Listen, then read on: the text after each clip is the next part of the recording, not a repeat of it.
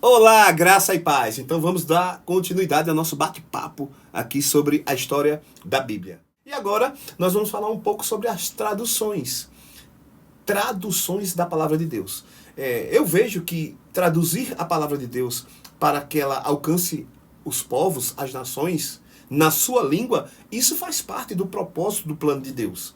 E sempre foi assim. Lá no Velho Testamento a Bíblia já era traduzida. Ela foi escrita em hebraico e aramaico, o Velho Testamento, e foi traduzida, por exemplo, para a língua dos samaritanos, para alcançar aquele povo.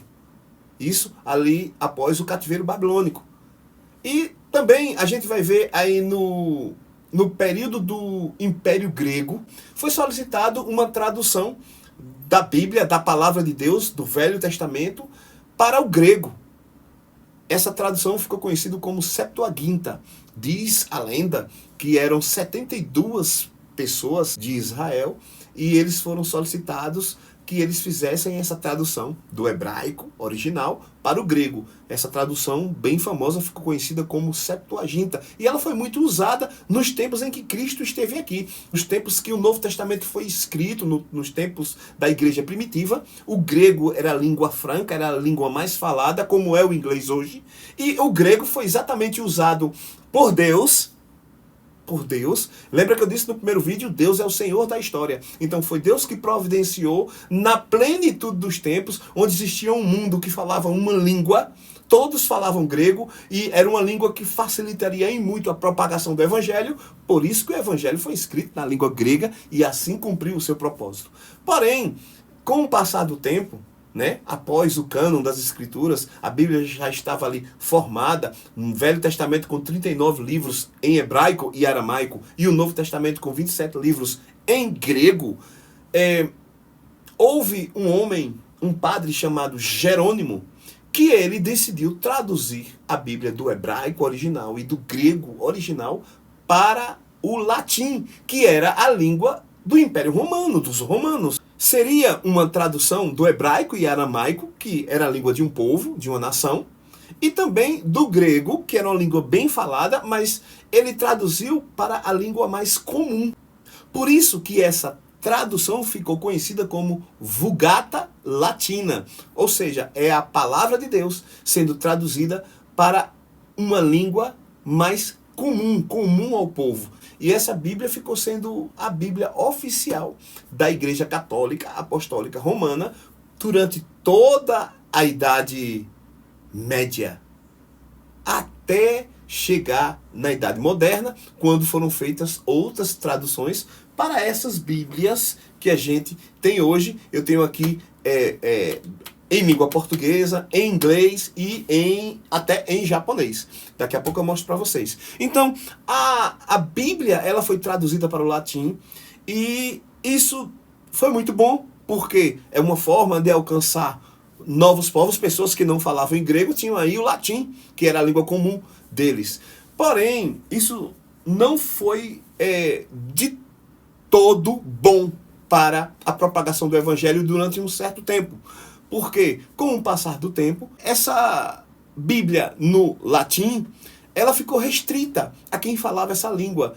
Com o passar do tempo, Idade Média, eu estou falando de 700, 800, 900, 1000 depois de Cristo, as pessoas não tinham mais acesso às Escrituras, a não ser que um padre ou um líder, alguém do clero que conhecesse o latim, lesse essa Bíblia para essas pessoas e explicasse, interpretasse o que estava escrito para essas pessoas. Porque o latim ficou sendo uma língua bastante desconhecida com o passar do tempo. E cada povo tem seu idioma, sua língua, e valoriza a sua língua. Porém, a Igreja Católica proibiu que a igreja que liderava o cristianismo durante todo esse tempo, proibiu que se fizessem traduções. E aí entra a figura dos reformadores, dos pré-reformadores. Em torno de 1200, 1300 depois de Cristo, surgiu um nome muito importante na história da Bíblia.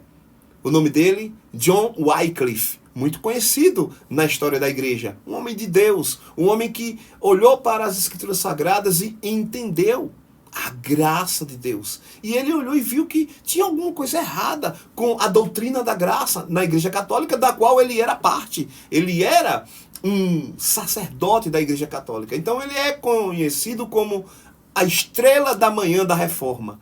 Então ele começa a ter o desejo de reformar. Importante para o nosso bate-papo aqui é que John Wycliffe, ele entendeu que as pessoas deveriam compreender, ler as escrituras na sua própria língua. E ele fez a tradução da Bíblia para o inglês. Ele tinha somente a Vulgata Latina. E foi essa Bíblia, a Vulgata Latina, que ele fez uma tradução para o inglês, chamado inglês médio, o inglês que eles falavam nesse tempo.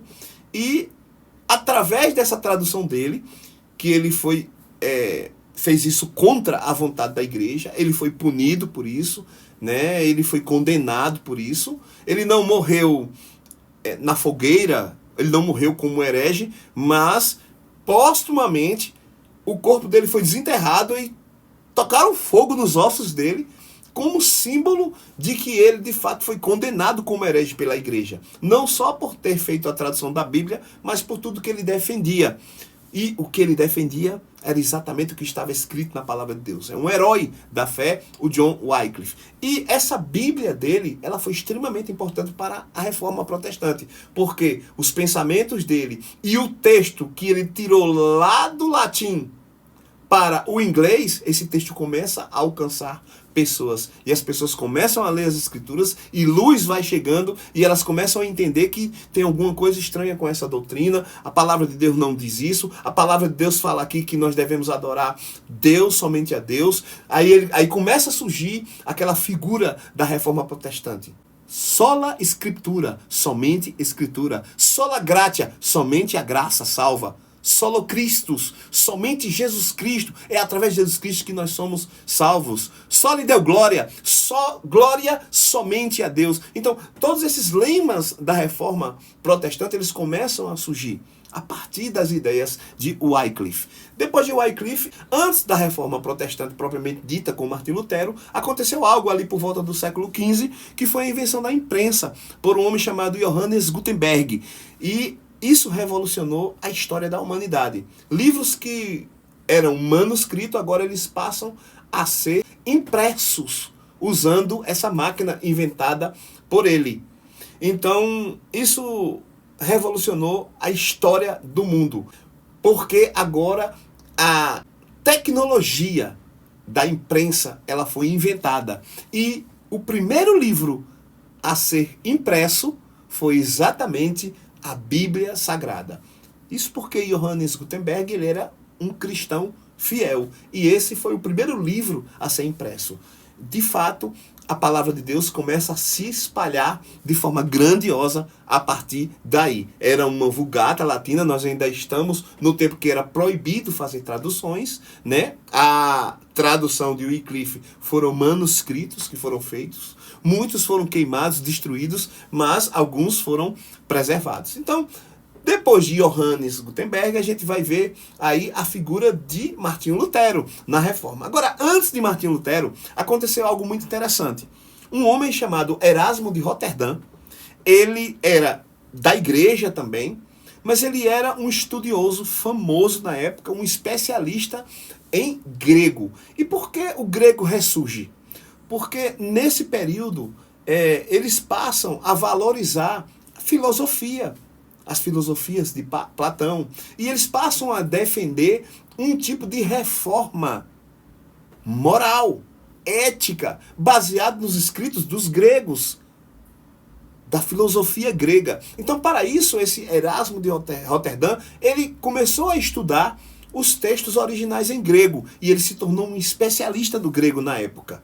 Como ele era ligado à igreja, ele conseguiu recuperar, ele conseguiu acesso a manuscritos da palavra de Deus, que também foram escritos em grego. Ele se interessou por isso, e ele foi buscar na fonte o que é que estava escrito.